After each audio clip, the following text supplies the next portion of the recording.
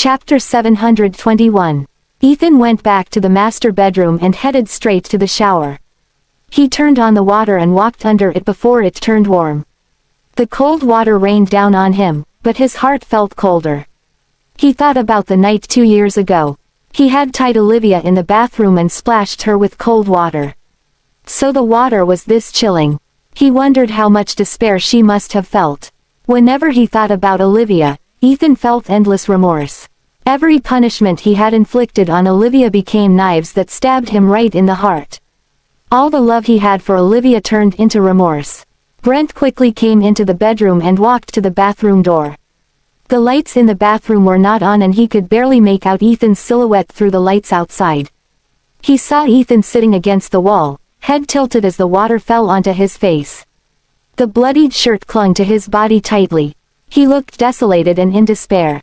Brent shut the door quietly and gave Ethan the space to lick his wounds. He then went to the balcony and lit up a cigarette. Even as a bystander, he felt bad for Ethan. He couldn't even imagine the despair Ethan must be feeling.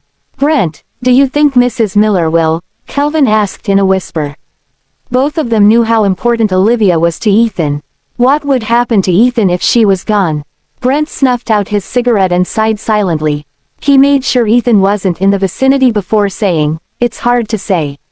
If it was stage 1, even 2 or 3, the survival rate would be pretty high. But for stage 4 cancer, the cancer cells have already started to spread. She probably won't make it. What do we do? If she dies, Mr. Miller's life would become hell. Let's not lose hope yet. If Toxic Hive can manufacture a drug that induces memory loss, there might still be a way to save Mrs. Miller." Although Brent was trying to perk Kelvin up, they both knew Olivia's condition was beyond horrible. The only way she could survive was if a miracle happened. By the time Brent went downstairs, Ethan had already freshened up. He looked cold as usual, but his bloodshot eyes gave away how he was really feeling. "Good news, Mr. Miller. We've got news about Colin's whereabouts. Seems like he has been doing research for cancer treatments in the past year or so. He might have known about Mrs. Miller's illness for a long time." "Where is he?" Ethan quickly asked. "A month ago, he left Toxic Hive's base alone and went to Vokmed Mountain. Reliable sources say his research is in its final stages. He just needs a rare herb as a final ingredient. Do we have an approximate location?" Brent shook his head. "No, we don't." The light in Ethan's eyes dimmed. Vokmed Mountain is located within the Faramir Plateau. Its length is over 1,500 miles, and its total area is about 19,000 square miles. There are also plenty of danger zones with restricted entry. People rarely come out of there alive. "How do we find him?" Brent said. "It's at least another ray of hope. He's been there for a month. Maybe he has found the herb he's looking for." "Brent, I'll leave this to you. Send people to locate Colin," Ethan ordered. "Don't worry, Mr. Miller. I've already set some people on it. It's not enough. Even Special Forces soldiers have a hard time dealing with acute mountain sickness. Set up a heavy bounty for the locals, tell them we're looking for a missing person. Someone is bound to be tempted by the money." "Understood, Mr. Miller." "Any updates on Avery?" Ethan asked. "Not yet. If you can't contact him, try contacting the other Fordham. They still owe Liv a favor." "Yes, Mr. Miller," Brent said as he went to carry out Ethan's orders. Meanwhile, Kelvin stood next to Ethan and said, "What do we do with Daryl, Mr. Miller?" Ethan flexed his wrist. He had forgotten all about Daryl. Chapter 722. Daryl wasn't doing great. Meanwhile, Harold got emotional and relapsed into his dazed state when Olivia was sent to the hospital. Kenneth and Jessica wanted to take Daryl away, but Ethan's orders were absolute for the bodyguards. So they stopped the two of them from taking Daryl. Daryl fainted once and was tended to by doctors on the spot. However, he was forced to kneel again. After that, and he had remained kneeling since. The night before, while the commotion was going on, Daryl could at least throw in some snide remarks. But after one whole night of kneeling, he felt like he was about to drop dead. His knees were numb, and the wound on his forehead was hastily dressed. He also couldn't feel his lower body anymore. He was tired, hungry, and sleep-deprived, but he didn't dare to fall over. He fell over once because he was too tired and the glass shards had pricked him all over, and he was in terrible pain. Daryl noticed Ethan slowly walking toward him. Ethan's gaze was completely emotionless and piercing like the icy wind. Daryl licked his parched lips and said, "I've been kneeling for the entire night. What else do you want from me?" Ethan asked coldly, "How are you associated with Rubus?" Daryl put on a tough act. "Who's Rubus? I don't know anyone by that name." Perhaps it was because Ethan always let him off the hook after his schemes that he hadn't realized how scary Ethan could be. But he forgot that Olivia being in the hospital had caused Ethan to become unhinged. As soon as Daryl said that, Ethan grabbed him by the hair and pressed his head onto the floor. It was still littered with glass shards. Jessica had never seen something so bloody before. She covered her mouth and screamed. Ethan slammed Daryl's head onto the ground. Daryl, who was already gravely injured, felt like he was about to die. His head was ringing and spinning and his eyes were seeing doubles. At that moment, he thought he saw his great-grandmother telling him after her initial shock. Jessica quickly ran over and said, "Ethan, are you out of your mind? He's your brother. How can you do that to him?" Ethan glared at her with bloodshot eyes and it caused a chill to run down her spine. "Fuck off," he said. Jessica was scared to death, but she was even more afraid that Ethan might kill Daryl. So she gathered her courage and tried to stop Ethan. She wanted to pry his hand off Daryl. Because she had had her nails done, they were long and sharp. In her urgency, she scratched the back of Ethan's hand and left several bleeding red marks. But Ethan didn't feel the pain. He just found her screaming to be annoying and shoved her impatiently. He wasn't trying to hurt her, but he was too strong for her. Jessica couldn't help but fall to the ground. "Jessie!" Kenneth wanted to stop her from falling, but he wasn't fast enough. Jessica fell onto the glass shards heavily as she cried out in pain. Kenneth looked at Jessica with a pained expression. She had glass shards all over her. He said, "Doctor, please help her. You have to save Daryl," Jessica continued insisting. But Ethan ignored them and picked Daryl up with one hand. There was a wound on Daryl's head, and the blood flowed down his face. "I'm not a patient man. I'll ask you one last time. How are you associated with Rubus?" he asked. Daryl said weakly, "I really don't know who Rubus is." "All right, I'll ask a different question then. How did you know I died in the explosion? Who gave you the information?" Daryl fell silent again. Ethan sneered, and the veins on the back of his hand popped. He grabbed Daryl's head and continued slamming Daryl's head onto the ground. Chapter 723. Kenneth then stepped in between Ethan and Daryl. He said self-righteously, "Enough. You two are brothers. Stop hurting him. I'll have him give up all his inheritance rights and bring him away. He'll never appear before you again." Kenneth was still speaking condescendingly. He didn't think he was in the wrong at all. Ethan would have been sad if he were still a kid. But that was no longer the case. He turned to look at Kenneth with his bloodshot eyes. Then, he said amusedly, "Do I need him to give up what's rightfully mine?" "Kenneth Miller, I would get out of here if I were you." "You're an eyesore. What did you call me?" Kenneth asked. In the past, Ethan would at least address Kenneth as Mr. Miller Sr. This was the first time Ethan had called him by his full name. Ethan didn't want to argue with Kenneth. Instead, he looked down at Daryl and said, "Spit it out now. Or else I have my ways to make you talk." Then, Ethan grabbed Daryl's arm and dragged him on the floor. Daryl had already been bleeding, so there was a trail of blood behind him as he was dragged. Daryl's life was smooth sailing compared to Ethan's. He had grown up under the care of his parents and had never been humiliated like this before. But now, Daryl finally started to feel fear. Ethan was completely different from before. "Save me, Dad." Daryl started to call for help. Ethan was already doing such horrible things to Daryl right in front of them. Kenneth couldn't even imagine what Ethan would do to Daryl with no one watching. Things were getting out of control and Kenneth had no choice but to take his phone out. He didn't care what would happen next. He just wanted Daryl to get away from Ethan in one piece. "Let him go, or I'll call the cops," he said. Ethan stopped in his tracks and turned to look at Kenneth. Call the cops. Do you think you'll be able to do it?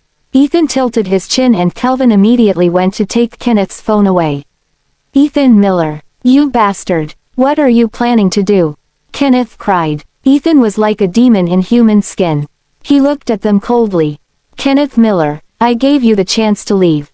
You asked for it. Since the two of you are adamant on staying, I'll take good care of you. Edmund, escort these two to the room my mother used to live in. Kenneth glared at Edmund and said, Don't listen to that bastard. Edmund said calmly, I'm sorry, sir. You don't have the authority to give me orders. Mr. Miller is the head of the Miller family right now. Bodyguards then forcibly took Kenneth and Jessica away. Jessica was screaming and struggling. She even dropped one of her heels in the struggle. My son. My Daryl. Ethan, please let him go. It's my fault. It's all my fault. Punish me instead. Leave my son alone. Ethan looked at the man slumped on the ground. He said softly, Too late for that. Kenneth and Jessica were brought to the backyard where there was a room prepared specifically for Janice. Janice had been mentally ill back then. She would hurt other people and sometimes, even herself. So her room was special. The door and windows were all welded up with steel bars. Kenneth and Jessica were pushed into the room. As Edmund locked the door, they pleaded with him and held onto the steel bars. Edmund, you're holding us captive illegally. If the police. However, Edmund cut them off coldly. Mr. Miller Sr., do you think you would get the chance to call the police? Kenneth's heart skipped a beat. What do you mean? Edmund dropped the respectful demeanor and said, Truth be told, I've wanted to do this long ago. You can take this chance to experience how Mrs. Miller Sr. and Mr. Harold lived. You deserve everything happening to you. Chapter 724.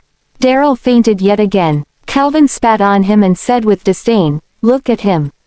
He's such a sissy. We haven't even done anything to him yet and he's already half dead. I feel so bad for Mr. Miller.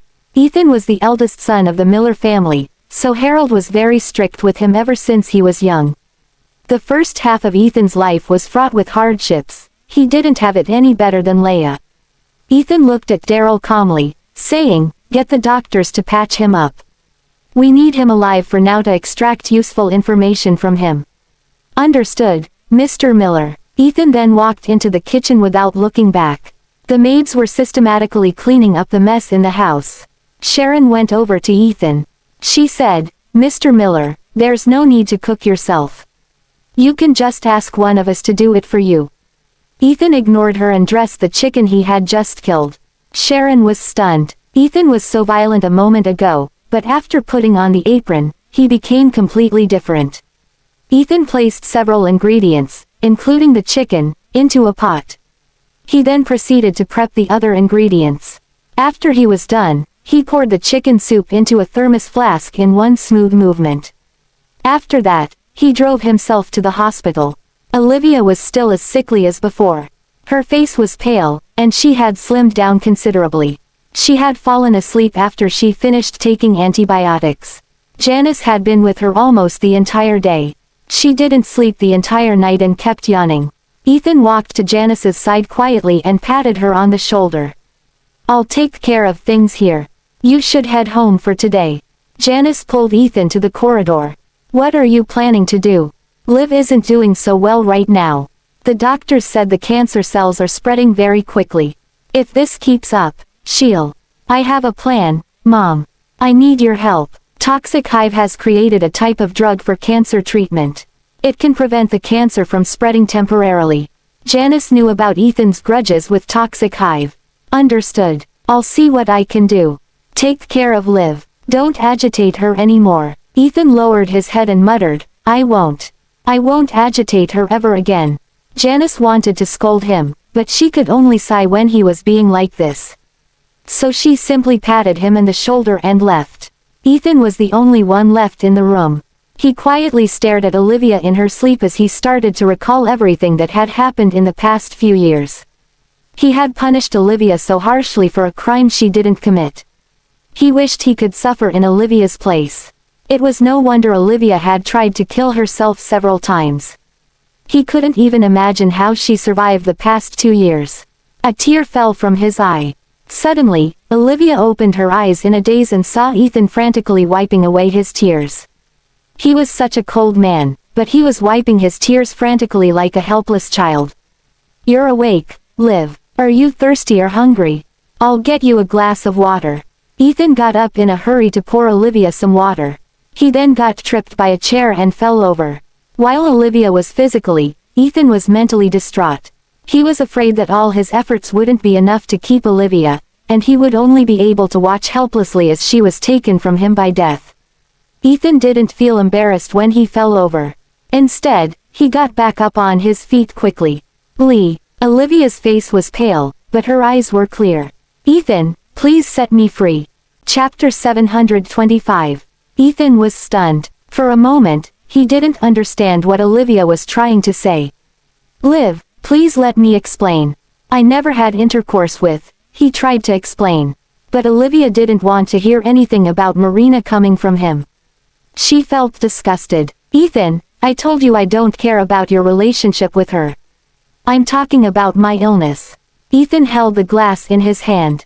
He suddenly felt lost. He set the glass aside and tried to calm himself. "All right, you talk. I'll listen," he said. "Help me get discharged. I want to get out of here." "You can't do that. You can't leave the hospital in your current condition." Ethan explained, "The doctors have come up with a treatment plan. I'm also looking for a cure for you. Don't give up now. This isn't something we can't overcome. Please, just go along with the treatment. You'll definitely get better." Olivia smiled calmly. "Ethan, I'm a medical student. All I've been reading recently are medical books. Do you think I don't know my own condition? I'm basically at death's door. Liv, your so-called treatment plans are probably one of the two. I can't go through surgery in my current state, so it's either radiation therapy or chemotherapy. The side effects of both these treatments are severe. My body is weak, so I might not be able to keep my illness under control. If I can't hold on, I might die even quicker." Olivia looked right into Ethan's eyes. "If I guessed correctly, you're planning to have me get chemotherapy to get the cancer cells under control." She was right on the money. Ethan said, "That's the plan. It's the only plan we have currently. But I don't want to do it." Ethan added, "Liv, this is not the time for tantrums. The cancer in your body is spreading fast. If we don't get it under control as soon as possible, you might die soon, right?" "I'm not afraid of dying," Olivia said, finishing Ethan's sentence. Ethan hugged her tightly. "But I'm scared. I would rather die in your place. Liv, please don't leave me. There are still so many misunderstandings between us. I'll tell you everything slowly. I never had a child with Marina. I've never slept with her." Olivia sneered and said, "What's next? Are you going to tell me that the child is actually my son?" "Liv, I'm not lying to you." Olivia pushed him away and slapped Ethan hard. She couldn't help but feel angry whenever Ethan brought Marina up. "Haven't you lied enough? I trusted you so much, but you lied to me with your whole family as accomplices. Ethan Miller, am I a fool to you? Liv, trust me this time. Connor really is." Olivia's cheeks began to flush from the anger. "I trusted you so much, but look what you did to me. Who do you think you are? Who gave you the right to manipulate other people? I'm starting to think you made me lose my memories. You bastard." The more she talked, the more agitated she became. Suddenly, she spat out some blood. "Doctor!" Ethan shouted. Keith rushed in as soon as he heard. He was furious to see Olivia in that state. "Ethan Miller, are you out of your mind? Why can't you just leave her alone? Why did you rile her up again?" Chris was also at a loss for words. "Mr. Miller, you're really, never mind. You need to get out of here. Mrs. Miller will only get more emotional if you stay." Ethan was worried, but he didn't want to aggravate Olivia any further. So he exited the room. "Don't worry, we'll handle it." Chapter 726. Ethan didn't dare to approach Olivia anymore. He could only watch over her from afar. "Brent, arrange a paternity test for Connor and Liv. She'll believe me when she sees the results," he said.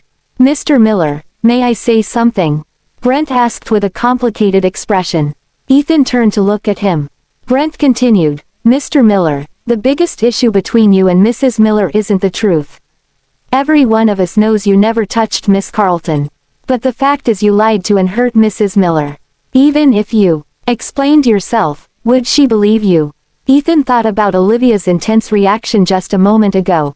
She won't believe me. That's right. Even if you showed her the report, she would only think you were manipulating the results with your authority. Bluntly put, Mrs. Miller's condition is very bad right now. You shouldn't do anything to further upset her. Brent's words were very straightforward. Ethan's existence would only agitate Olivia. At the same moment, the doctors came out of the room. The man in the lead was the head of the oncology department. He didn't care about Ethan's status and yelled at him with a stern expression, "What the hell were you thinking? Do you want the patient to die sooner? Why would you repeatedly upset her? She had just been stabilized, and you made her vomit blood so soon." "Doctor, how's my wife?" Ethan still asked. "How is she? If this keeps up, she'll only have a couple of weeks left. If you want her to die in a couple of days, you should definitely upset her more." Dr. Tucker didn't pull any punches. He was the uncle of Keith's girlfriend. He had heard bits and pieces of what happened to Keith. He knew Ethan exercised his authority to force Keith to study abroad. Then, he neglected his own wife and caused Olivia to be in so much pain. Dr. Tucker's anger flared up when he saw Ethan. So he was especially harsh with him. It was the first time Ethan didn't get angry, even after such a harsh scolding. Brent tried to ease the tension. "Dr. Tucker, what treatment should we proceed with for Mrs. Miller?" "Treatment? It's too late for that. It would only put more burden on her body. We can only do our best to take care of her." Keith cleared his throat. "He was just worried about Olivia, sir." Only then did Dr. Tucker change his statement. "The tumor in her brain is only at stage 1. We can get it under control with targeted drugs. But the one in her stomach is too big. Any mistake would cause massive internal bleeding. We can't operate on it. At the moment, all we can do is focus on anti-inflammatory and pain relief measures." Ethan finally spoke up. "What if we proceed with chemotherapy?" "Chemotherapy? Do you think she's in any shape to go through that?" Dr. Tucker glared at Ethan. "I can't just stand by and watch her die. I can't do it. Please schedule her for chemotherapy as soon as possible." Ethan wasn't sure if he could find Colin in 2 months. He had to keep Olivia alive as long as possible to buy time. Keith glared at him. "Mr. Miller, she's already suffering so much. What else do you want from her?"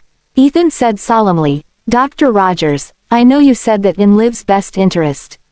But my desire for her to lead a happy life is only going to be stronger than yours. Can't you just let her have peace in the final days of her life?"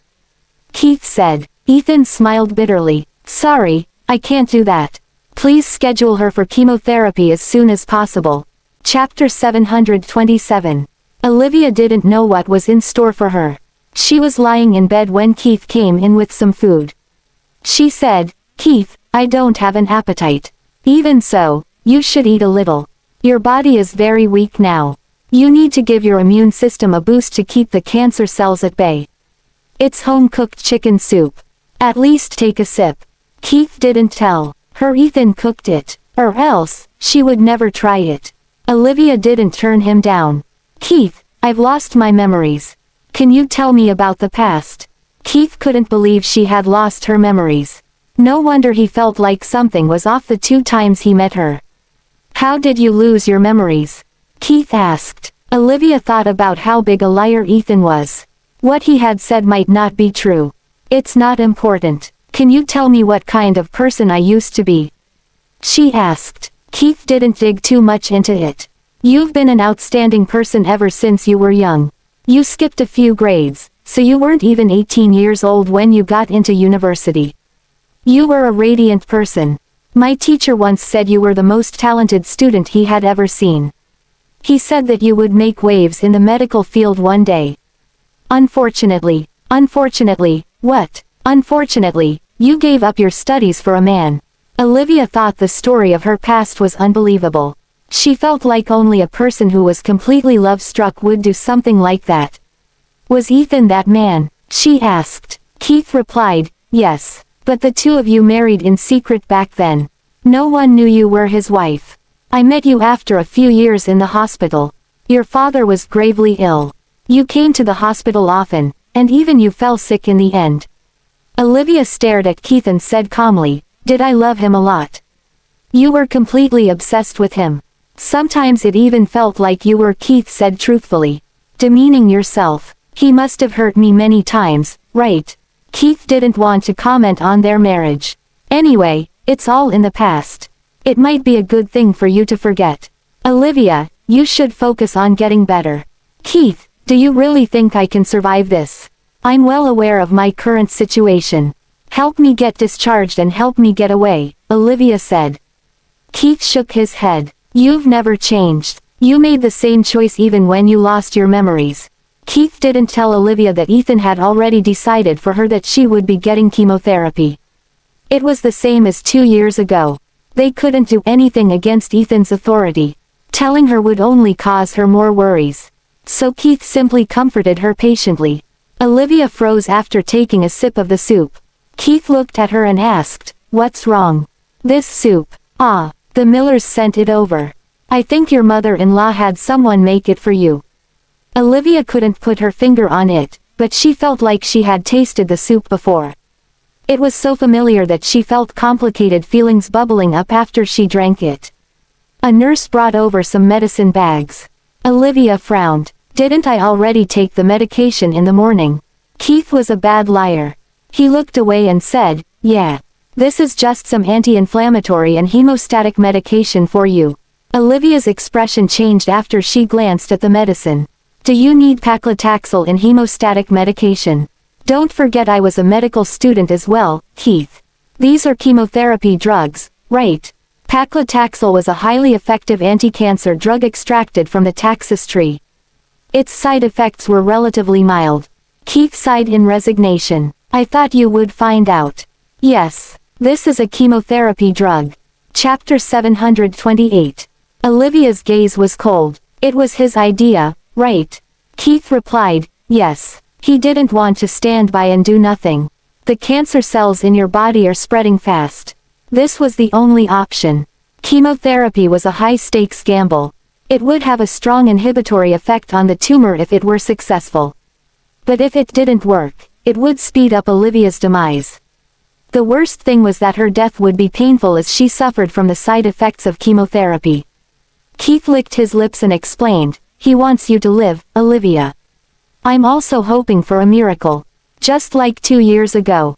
I said you only had 3 to 6 months left to live. But the results of your chemotherapy were very good, and your condition stabilized. Maybe this time." "Keith, I know you mean well, but I don't really want to live anymore." 2 years ago, when she said that, she was sad.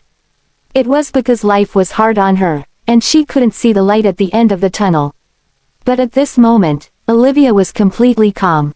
It was like she had already been through everything, as if she had attained enlightenment. There was no desire, longing, or emotions in her eyes. "My father is dead, my family is bankrupt, and I lost my babies. Even my marriage was built on lies. I don't have a reason to live anymore," she said. "Olivia, don't say that. Life itself is precious. You shouldn't give up on yourself just yet." "Keith, it's not that I'm giving up. I'm just letting life run its course." Olivia refused to go along with the chemotherapy.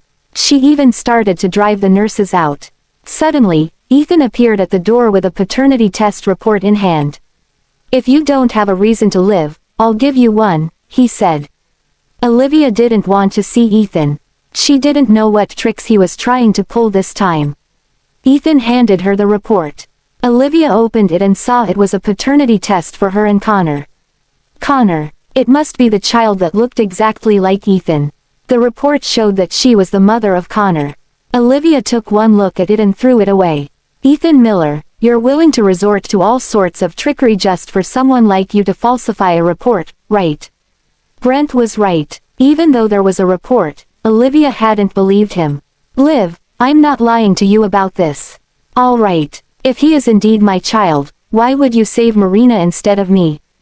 Why would you tell me my baby died?" Ethan crouched by the bed humbly. I have reasons for doing so, Liv. All you need to know is that Connor is our son. It's true. Please fight through this illness for his sake, okay? You won't want our child to grow up without a mother, right? Olivia wasn't moved by Ethan's sincere words. Instead, she looked at him coldly and said, "Too late. You shouldn't have lied to me when I trusted you. You've betrayed my trust, and I'll never believe you again. Liv, what do I need to do for you to believe me? I've never slept with Marina. You're the only woman I've been with. Please believe me." Olivia felt her head throb and a scene flashed in her head. In the scene, she was kneeling on the floor. Her face was pale as she pulled on Ethan's pant leg. With tears streaming down her face, she said, "Ethan, I didn't push Miss Carlton. Please believe me, please." But how did Ethan respond? He had looked down at her with indifference and said, "Olivia Fordham, you shouldn't have done that." Chapter 729. Olivia, you shouldn't have done that. Those words reverberated in her mind. She saw how self-deprecating she used to be and how haughty Ethan was. He didn't trust her at all. He looked at her like she was a piece of trash. What heinous crime did she commit to have him look at her with such disdain? Olivia's head started to hurt as the memories resurfaced. The pain was unbearable. "What's wrong, Liv? Is your stomach hurting again?" Ethan asked as he held her hand. Olivia looked at Ethan and grabbed his wrist. With an icy expression, she said, "Ethan, you shouldn't have done that." Ethan's expression froze. Then, Olivia flung his hand away. "Didn't you want me gone? That's fine. Just stop all treatment. Things will turn out the way you want them to." Obviously, Olivia remembered something. It made Ethan fearful and uneasy. This was the worst-case scenario. "Liv, there were some misunderstandings between us in the past. But that's all behind us now. Don't think too much about it. Right now, I just want you to live," Ethan said. "What if I refuse to go through with chemotherapy? Liv, if there is a way to get through this without chemotherapy, I wouldn't have asked for it. There isn't a better way. Give me more time, okay? I'll find a way to save you." No matter what Ethan said, Olivia wouldn't listen. "No need. Liv, don't force my hand." Ethan reached out and caressed her face gently. A haunting look filled his slightly reddened eyes. "Ethan, if I can't choose how I live, I will choose how I die. Let me go. I just want to live the remainder of my life with dignity," Olivia said.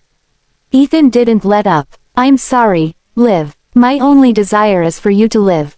Then, he ordered Keith, "You can begin now." Olivia still had a catheter on the back of her hand. She started to struggle when she saw Keith hanging up a bag of medicine.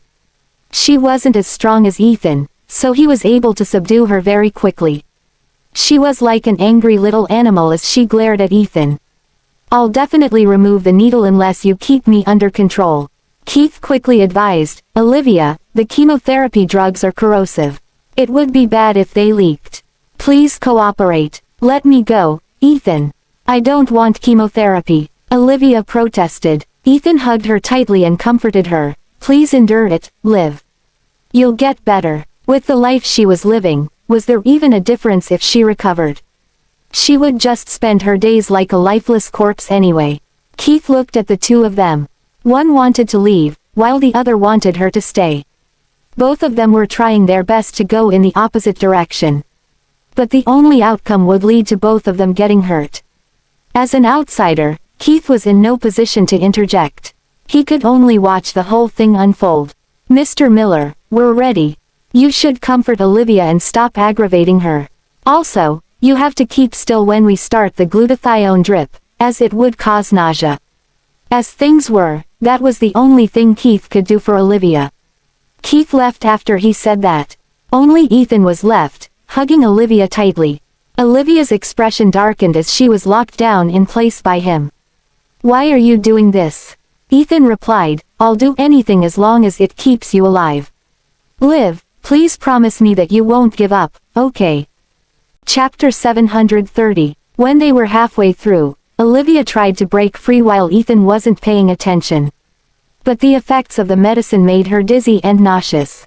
She felt like the strength in her body had been sapped away. Ethan quickly helped her back into the bed. "Stop moving around, Liv. Olivia didn't have the strength to move even if she wanted to. As soon as she tried, her head would spin. She could only close her eyes to ease the discomfort. Chemotherapy took much longer compared to the usual intravenous injections. It wasn't until nightfall that the last bag was approaching its end. Ethan was with her the whole time. He was also uneasy. He was afraid that she would collapse before the medicine was fully administered. But although she was weak, Olivia had pulled through. She didn't dare to move in the slightest as she felt the familiar sensation. She couldn't even open her eyes because she was so dizzy. Ethan asked Keith, did the same thing happen when she went through chemotherapy for the first time? Keith replied, yeah, she is one of the stronger ones. A lot of patients didn't even last until the chemotherapy was over. At least she pulled through. The side effects are the most severe during the first 3 days. They will start to get better after 3 days. A cycle lasts 21 days. The next treatment will have to be scheduled at least 21 days later. Of course, the decision to proceed depends on the effectiveness of this treatment and her overall physical condition. Ethan was guilt-ridden as he looked at Olivia. She was lying in bed and was trying her best to remain still. Keith explained, the side effects are less serious today. She'll start to feel worse tomorrow. Remember to get her to drink more water for detoxification. Also, she'll need to have a diet that replenishes protein. After the chemotherapy, various indicators in her body, such as white blood cells and red blood cells, will rapidly decrease. At this time, she may feel nauseous and reluctant to eat. You must persuade her to eat and keep a close eye on all indicators. Take immediate action if any of them fall below normal values. Ethan listened carefully and took Keith's words to heart. After Keith finished talking, Ethan suddenly said, thanks. And, sorry for what happened before. Keith was stunned. It's such a rare occasion, hearing you say those words. I've put it all behind me. I have to thank you, actually. I wouldn't have met the woman I love otherwise. My relationship with Olivia is purely platonic now. She's had a hard life, so I felt the urge to take care of her. Besides, I learned a lot in the 2 years I was abroad. In the end, it wasn't really a bad experience. Ethan said, Liv's emotionally unstable now. Please provide her with more encouragement and support. Keith shook his head in resignation. Mr. Miller, you're the only person that can change her mind.